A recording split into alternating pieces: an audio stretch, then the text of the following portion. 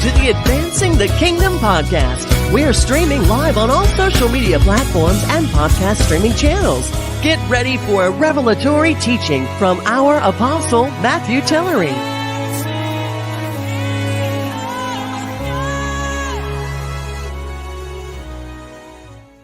Well, greetings. Thank you so much for tuning in to the Advancing the Kingdom podcast. I am your host tonight, Matt Tillery. Listen, we really appreciate you. Thank you so much for tuning in on social media, Facebook, as well as YouTube. By the way, if you're over on YouTube, go ahead and subscribe to the ML Tillery Outreach. I would greatly appreciate that. And to those that's listening by way of all of the podcast channels, we certainly thank God for you. We appreciate all your support, all of your downloads. Continue to download the Advancing the Kingdom podcast. Listen, tonight is going to be a spectacular night. I'm really excited with my guest tonight. He's actually not a guest. He's certainly a great friend, and just thank God for him. And that's none other than Dr. William Battle. He's the founder and president of Emmanuel Health Education. He is also a former professor at Prostate University. He places a high priority on nutrition, chronic diseases, drugs, alcohol, tobacco, and all dimensions of wellness. So we thank him for coming on the podcast tonight. Thank you so much, sir, for coming on the podcast. Thank you for having me, Matt. Yeah, I really, really appreciate you coming on and just taking time to come share all those things that you have a wealth of knowledge, rather, in terms of prostate cancer, and not only that, just being a great person and a great guy. So just really appreciate you. Thank you, Matt. So let's go ahead and jump into this conversation tonight. Yeah. Tell us about, by the way, how was your day? Well, it's a blessing, man. I woke up this morning. So that's a blessing, isn't it? I may have a few ailments here and there, but I tend to push beyond them. You know, I think it comes with the aging process, right? So the Lord is still good, yeah, right? Absolutely. Yeah. And thank you for blessing me through the ailments. Praise God. So look, tell us about a little about Emmanuel Health Education, and how did that vision all come together? Because the Emmanuel, God is with us. Mm-hmm. How did? Because I really love the name Emmanuel. Tell us about how did that thing come to pass? It's a great vision, and when you're seeing this thing manifest, isn't that exciting? And you above all people have seen how it's manifested, right? Yeah. I'm gonna try to give you the short version here, Matt. A couple of years ago, I was working on a project at Prostate University. It was called the National Minority Male Health Project, and it was a 5 historical collaborative that we were working on there: Bowie State, Morgan State University, Lincoln University, Morehouse School of Medicine, and Wilberforce. So, we got a little money, about $1 million or so from the Office of Minority Men's Health, and that project we were engaged with research and advocating for health issues in our particular communities and whatnot. But in 2013, the grant ended. Right. And I was sitting at home on my bed. It was so vivid, man. I was sitting home on my bed, and I used to say, I opened up the Bible to Matthew 1:23, but it was God that led me to Matthew 1:23. Because I'd said to God, I was sitting there, I was like, Lord, we did all this work in the community, and now because of funding, right? We kind of got to cut this thing back, or it kind of ends. And so at any rate, God led me to the scripture, man, and I was reading about Emmanuel, and he was born, and he was interpreted meaning God with us. Right. And how little did I know that God was revealing to me that would be my next journey. Wow. And for a while, I didn't do anything with it, man. Wow. So you're actually... You're really seeing the fruit of that scripture, because God has certainly been with you through this journey and the vision that He's given you. Yeah, God has been with us actually even before. I just didn't know it. Right. Wow. Well, that's powerful. Yeah, absolutely. So you said He was with you before before you got that vision about Emmanuel Health. Yeah. He was preparing me. Right. Because the organization, the grant that I was working on, National Minority Mental Health Project, for me, I didn't see how I was just being prepared Right. for Emmanuel. Right. But when Emmanuel ended, and I was reading the scripture, it was like he told Joshua to arise. Right. You know, Right. your commission is to take these people. But it was that God that spoke to me. He just like revealed it to me, and I didn't do anything with it, Matt, until one night I was probably about 2 weeks after I couldn't sleep. Right. I just couldn't sleep, man. I was tossing and turning, and I sat up in the middle of the bed, and I was like, man, that's God talking to me. Right. Right. And that's kind of how it all took off from that point on, man. Wow. You know. Yeah, that's powerful. And you and I, we talked about this before, how God, he doesn't just use folk inside of the building on Sunday mornings, but he has a plethora of men and women outside the marketplace, marketplaces that he's using in a tremendous way. So, you know, I'm just grateful, and I'm going to get into it a little later, but I'm grateful that you answered that call, because that you answering that call affected my life. Wow. Yeah. We had this conversation, man. Yeah. And you know, Matt, you're so correct. But not only that, but he sent the right people. Right. With magnificent, awesome skill sets. Right. And I was just so awed by their skill sets. All I could do was just stand back and just let God do what he's going to do with these people. And they just kind of, you know, and then in addition to connecting with you, we just kind of, our relationship just grew. And that's kind of how it all, you know, just butted out, man. Yeah. So I know you do a lot with prostate health education. Why was it so important to you to say, you know, I want to do something, send an alarm out, educate men on prostate cancer? Why was that particular disease so important to you? Why not, you know, lung, other stuff? You know, why was prostate cancer so important to you? You know, I didn't know anyone that was diagnosed with it. It all began for me on the project when we were engaged with research and research in our communities. Now I live in Prince George's County, Maryland. Excuse me, and a huge percentage of African American men in Prince George's County. In that county, at that particular time, we had some of the highest, if not the highest, issues of incidences and mortality of prostate cancer. So, our men were really dying for lack of knowledge. I found out through the work in the county to what degree men did not understand. Wow. The issue. Right. Even beyond the numbers, to what degree men just didn't understand the issue of prostate cancer. Right. And so I just felt compelled, as I spoke with men, I just felt compelled. I learned a lot of what they didn't know, and I felt there needed to be a huge educational component. Right. With men, and particularly African American men. Right. And so that was the premise. Right. That we kind of pushed Emmanuel to educate, and hopefully throughout educating, we'll get men to become more comfortable. Right. With knowing, and if you become more comfortable with knowing, providing a safe space. Right. You become more comfortable knowing, you'd be more apt to get screened. Right. And if you get screened, and in particular screened early enough. Right. Then, you know, we could at least have some impact. Right. At the potential of eradicating the issue. Right. Yeah. So screening does save lives. Absolutely. Yeah. Screening actually is I always say it's our greatest defense against it, because screening is looking for something before it happens. Right. And when you are screened, in particularly early, your treatment, if it's early, your treatments are from the east to the west in terms of availability. Wow. The unfortunate thing is when we don't get ourselves screened, right, the window closes. Right.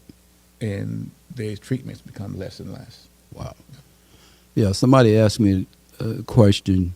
It was last year when I was bringing several men on week after week, talking about prostate cancer and their experiences that they had. and somebody asked the question, why are you always talking about prostate cancer? And my response was, well, first of all, I experienced it, right? And it gave me a deep passion to really use the platform that God has given me to educate men, other men, about prostate cancer and screening and so forth. Some things that you could do could literally save your life, right? Yeah.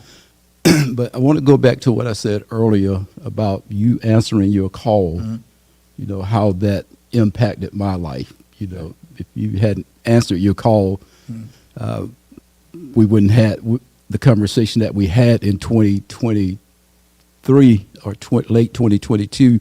I was diagnosed with prostate cancer in 2022, but you and I didn't have that conversation before 2023. Matter of fact, I have an email here, and it should be up on the screen, but I have an email here.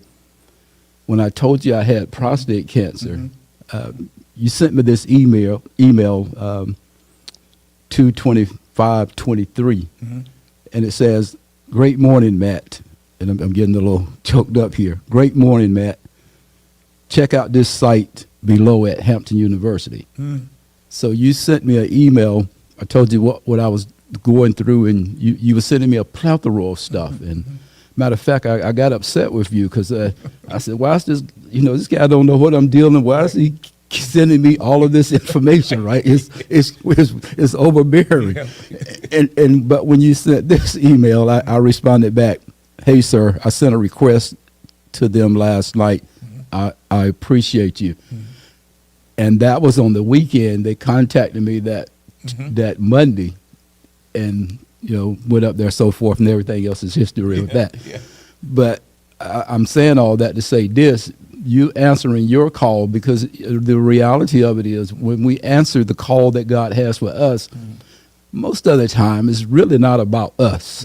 No. It's about the impact that we are making in somebody else's life, right? Absolutely. Yeah. And you're so right. You're so right about that, man. It's amazing how things. First of all, it's amazing how things panned out for you, man. Yeah. Because at that particular time, insurance was a challenge. Right. But it's so ordained.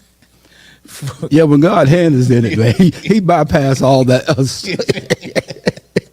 If people only knew, if they only knew how you left that place and driving back, and how everything was being answered by the time you get back to back, I was like, what? Yeah, and I call you. I may have called you the same. They called me that morning. I called you that same morning, and I said, "Will, the lady called me from Hampton." She said, "Mr. Tillery, this has never happened before. I don't know what you're doing, but keep doing it." She says, "You've been approved 100% of treatment," right? And I said, "Man, this." So I knew, you know, all this stuff was God, man. I knew God was in it. Yeah. And, you know, I just really appreciate you having that passion for it, man, and compassion. You know, those things. I mean, I was truly, you know, blown away by how when God brings folk together, it's for a purpose and a reason. Yeah. So I really appreciate you, man. Hey, man, listen, I didn't mean to get you upset with me, Matt. Yeah. I was just like, I got to get this information to my brother. Man. I got to get it to my brother. But, you know, if I could just step back for 1 second, and if I can speak to that person that asked you, why are you talking about prostate cancer? Listen. Every 17 minutes, a black man, nearly every 17 minutes, a black man is being diagnosed with prostate cancer. Wow. And every 9 minutes, he's dying. Wow.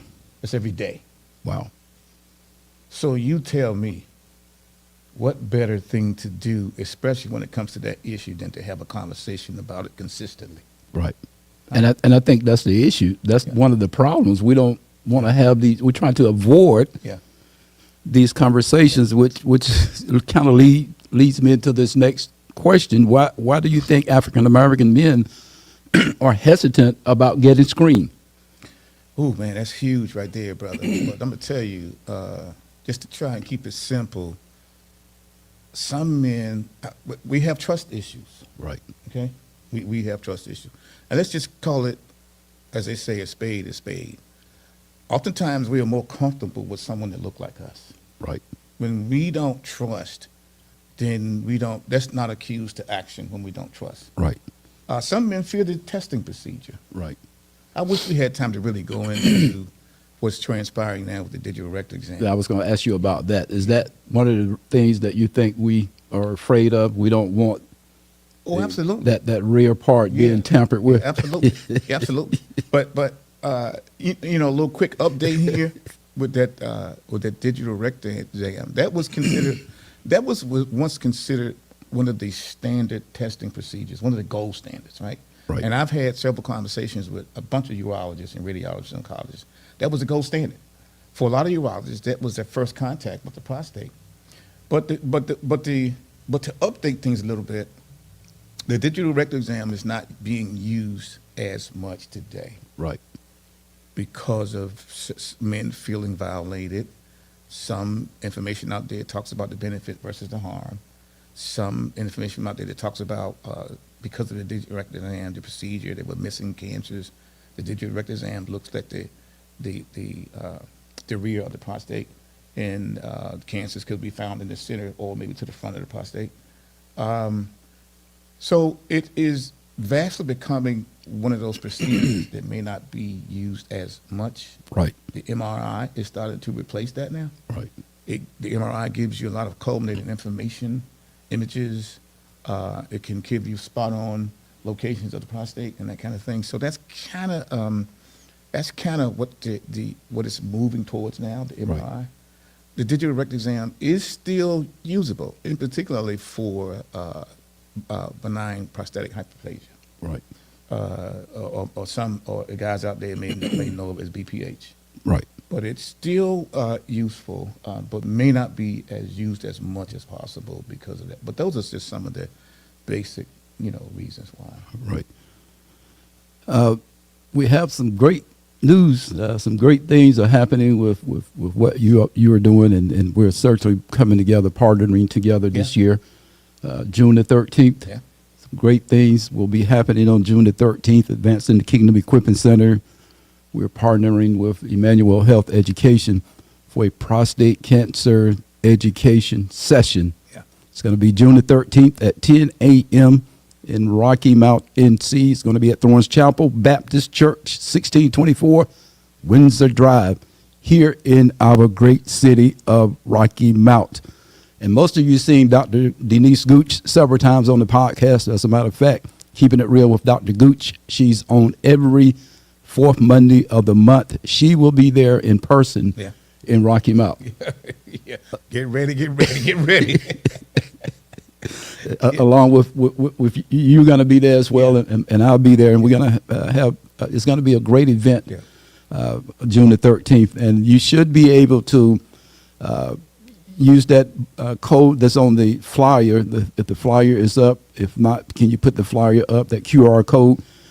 You should be able to hit that QR code, and you can register right there. We're going to be having more conversations about this June the 13th event. Why is this event so important? I mean, well, June it starts Men's Health Month, and so every year annually in the U.S., June is observed as Men's Health Month. So it's important that we have as much conversation about men's health, but equally as important that we push this issue of prostate cancer.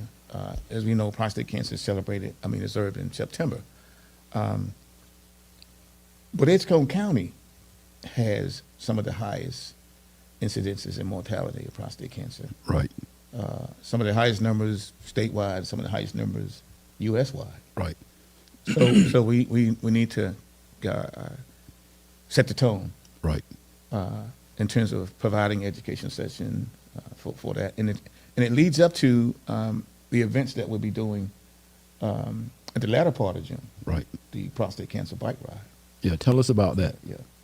So the prostate cancer bike ride is going to be we're going to host it same church, Thorns Chapel, Missionary Baptist Church, June 27th.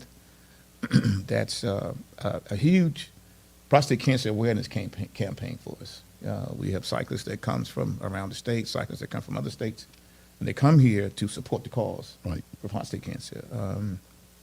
They came on board because, I read an article years ago, and I saw where African American men were some of the fastest growing participants in cycling.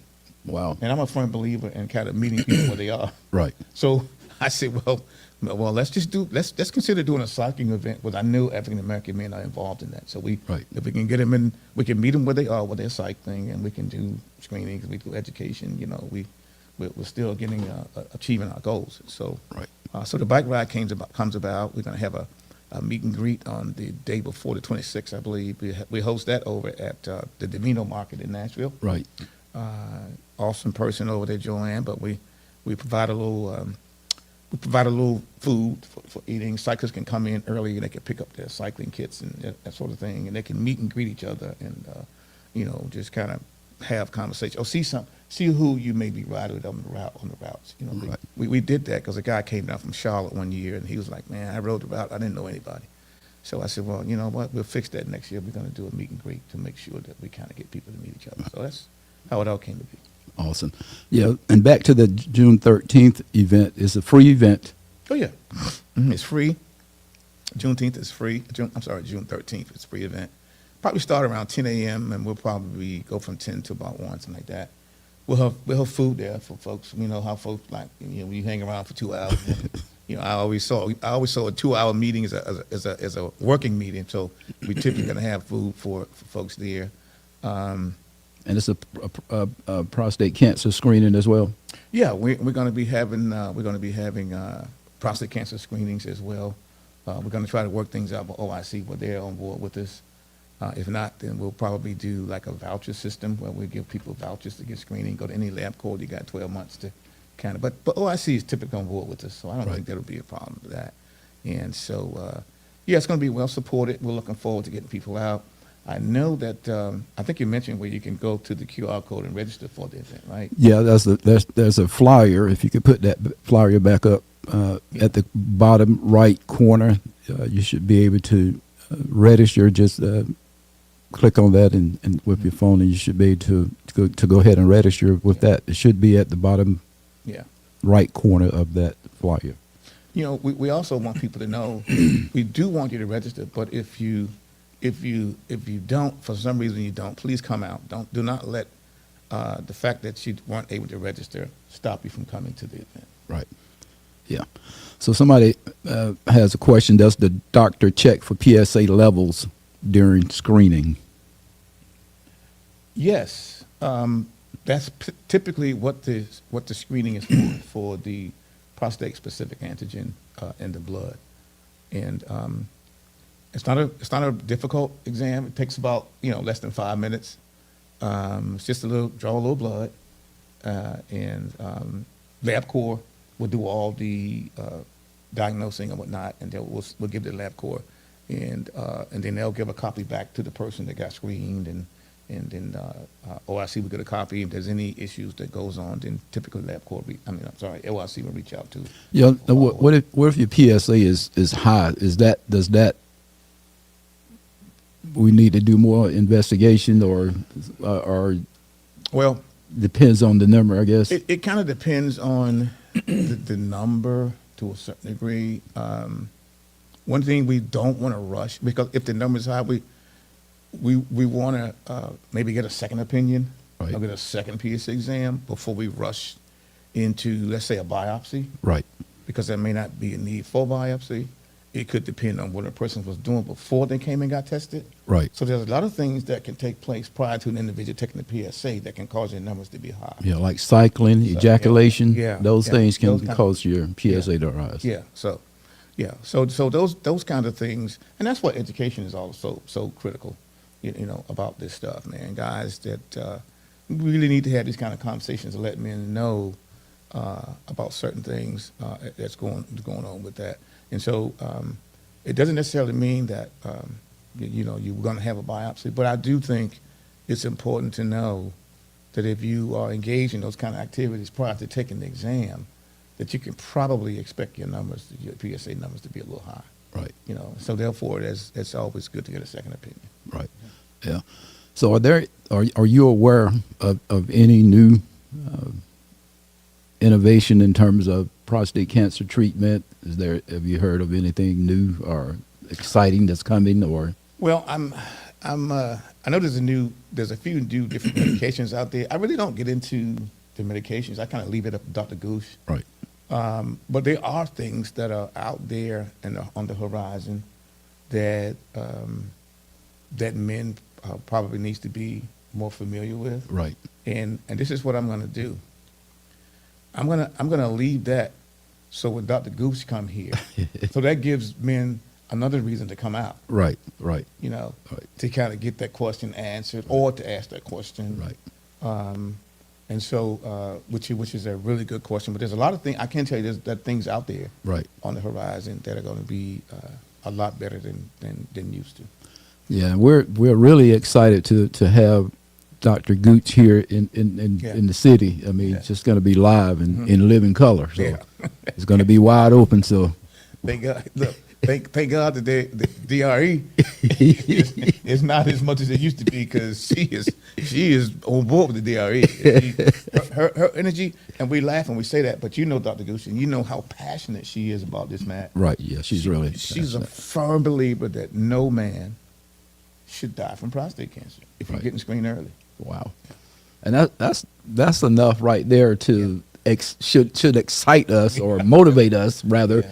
To say, look, and if you're listening or watching this podcast tonight and you say, you know what, you 40, 50, 60, or whatever, and you haven't had any challenges, whatever, and you may feel like, you're good to go, but even if you're not having any encounters or challenges, listen, I wasn't experiencing anything. Everything was normal.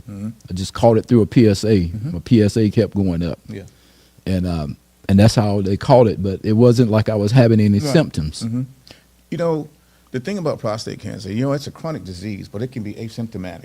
Right, In other words, you may not feel anything at all. right, You'd be amazed at how many guys I have conversations with. They went to the doctor for something else, right, but they got a call, and the doctor was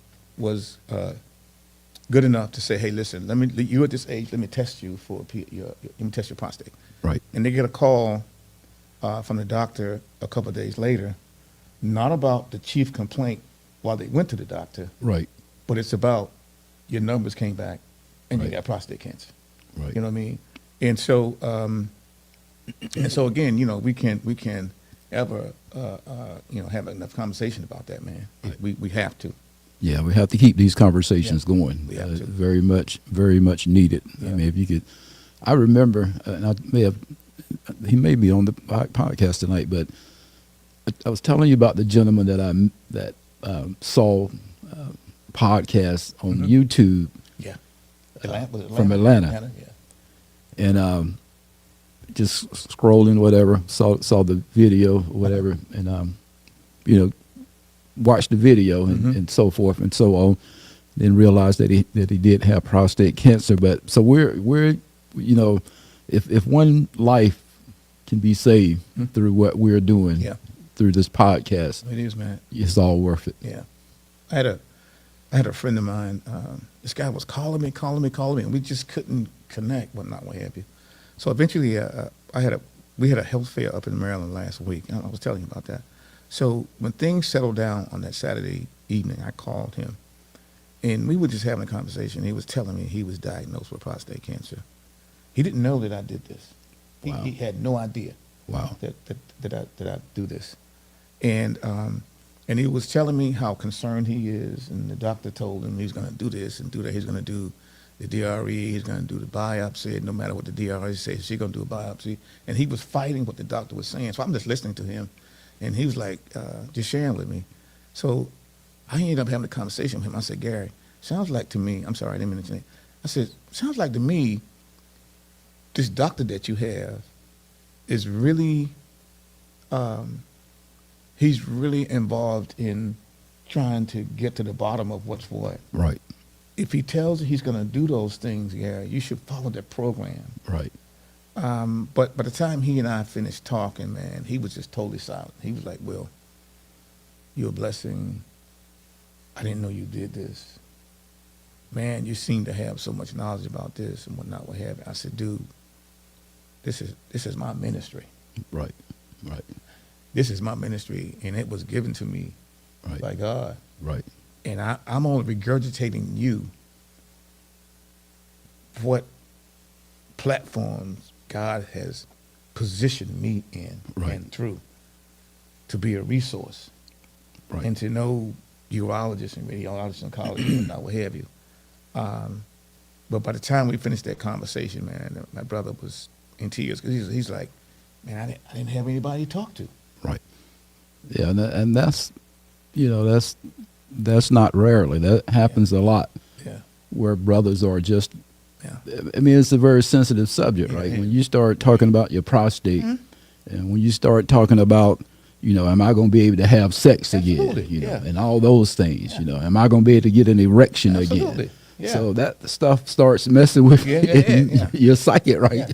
Yeah. And you kind of, sometimes men lock up. They don't want to have those conversations. And that's, I believe that's one of the reasons that a lot of men sometimes don't want to get their prostate checked. That's a major reason. No man wants to be seen as being weak in that department.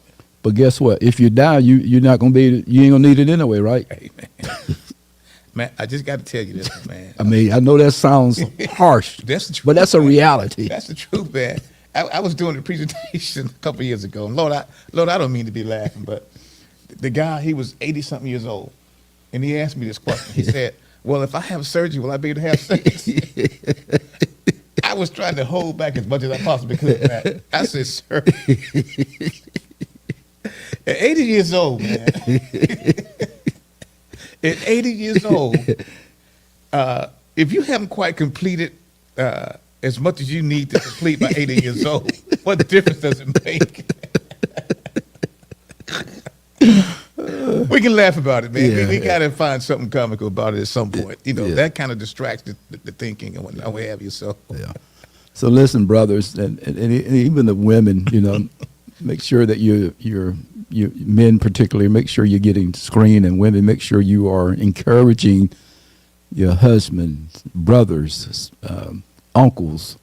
Make sure you're encouraging them to get screened. Ask them when is the last time you got screened for prostate cancer. Encourage them to go get screened for it, get your PSA check and whatever else that you need to make sure that you're taking care of yourself. Why? Because you're needed, man. We need you, brother. Yeah. We need you, brother. We need you to be alive for the next 30, 40, 50 years. We need you. Your family needs you. Your wife, your siblings. You're much needed. The kingdom needs you. Most of all, the kingdom needs you. We need your voice. We don't want you to die because there's some things that you could have done to make sure that you've been taken care of. So take care of yourself. Get your PSA. Get your prostate check. Yeah. Anything else you want to share tonight, Man, sir? One last thing I want to share, and I don't know if we made a plea out to our sisters, the women, about this event on the 13th, because we want women there equally as much as we want men. Right. Please do not receive this message as if it's for men and men only, because it is not. Right. Women, if a man is diagnosed with prostate cancer, and if he's married or his significant other, women are the greatest support system for men. Right. And I'm a firm believer that they should be equally as knowledgeable about what the man is dealing with as a man. It's confined to a man. Right. But on the other hand, it becomes a family issue. Right. And so we want to leave tonight letting our sisters know that we need you at this event equally as much as we need men. Yeah. Right. Awesome. Before we leave, remember, every 17 minutes, a black man is diagnosed with prostate cancer. Every 9 minutes, a black man dies from prostate cancer. That's why you need to get checked. Yeah. Thank you, sir, so much for coming on the podcast. Thank you for having me, man. Really appreciate you. Appreciate all that you're doing with Emmanuel Health Education. And I want to send a shout out to your superior staff. Oh, man. So you have an awesome staff there. Yeah. Dr. Akita Pearson, she's my executive director. Hands down, best, just like on everything. The Lord knew exactly what he was doing when he sent Dr. Pearson. And then we have our engagement specialist, Ms. Carrie Britt. She is awesome, dynamite. Quite a few guys in Rocky Mountain area have dealt with Ms. Britt. She's our engagement specialist. And then we have our treasurer, Rodney Britt, awesome guy. Guy can smell a penny from 3,000 miles away, you know. And then we have our board chair, Roger Clark, and our other members, Marlon Robinson, Ronald Freeland, and our chaplain, Miss Dr. Andrea. Dr. Andrea King. Awesome group of people, man. And you've met them before. Yeah, awesome. They are awesome. Man. Yeah, I really appreciate them. Love the Lord. I trust. I love to praise the Lord for sending him such a great group of people. So you're able to do awesome things because you have an awesome team. Absolutely, man. I mean, no man can do it by himself. I am just at all when I look at that team, man. Even Jesus, he didn't do it by himself. No, he sure didn't. Sure didn't, man. I mean, I look at the skill sets. I remember, and I know we got to go, but I remember I was reading this book about Paul, and the author was saying God must have known at that time in the world that the world would need someone like Paul. Right. Well, the Lord must have known at this time with the Emmanuel Health, right, it would need someone like my board. Right. Because these are just awesome people with awesome skill sets. And I just sit back and I just watch them work, man. I don't get in anybody's way. Right. I know where my skill set begins and ends, and I just let them do their thing. And they do absolutely marvelous jobs. Wow. Well, listen, our time is up. I really appreciate you coming on the podcast, Mr. William Battle, Dr. William Battle, founder and president of Emmanuel Health Education. Thank you so much, sir, for coming on the podcast. Really appreciate you and all the work that you are doing in the area of prostate cancer education. Listen, if you're on Facebook, go ahead and hit the share button. I would greatly appreciate it. And if you're over on YouTube, go ahead, if you have not, subscribe to the ML Tillery Outreach. Listen, I am Apostle Matt Tillery. Until next Monday night at 7 p.m., go and advance the kingdom. We pray you have been empowered and blessed by this teaching. Join us next week for the Advancing the Kingdom podcast. If you would like to reach us, email us at mltillery@icloud.com.